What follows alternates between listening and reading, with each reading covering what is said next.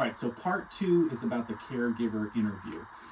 This part of the video doesn't necessarily have to be watched by everyone who's doing PFA-SBT, but it is kind of quick and important to know.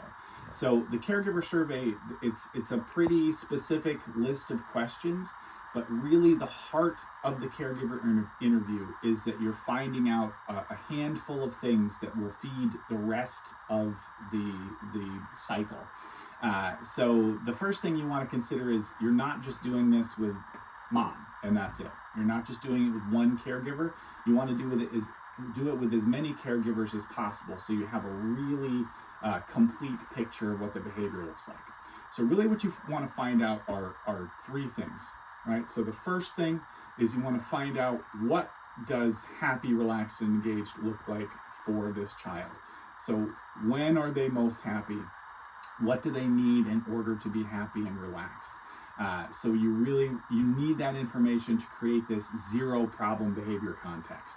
So a situation where it's completely unlikely that they will have any problem behaviors. So that's the first thing you want to figure out. The second thing you want to figure out is, what are the problem behaviors? Okay, so so we call them R1s and R2s. So an R1 behavior is your big severe problem behavior. R2s are kind of that constellation of behaviors that surrounds the major problem behaviors.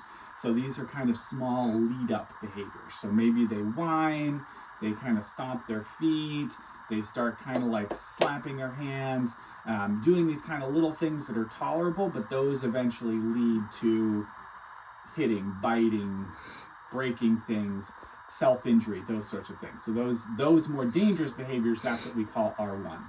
So during this caregiver interview, that's what you're finding out. You're finding out what creates the behavior, what leads up to it, and what situations is it more likely, and what things that we can use as high quality reinforcers.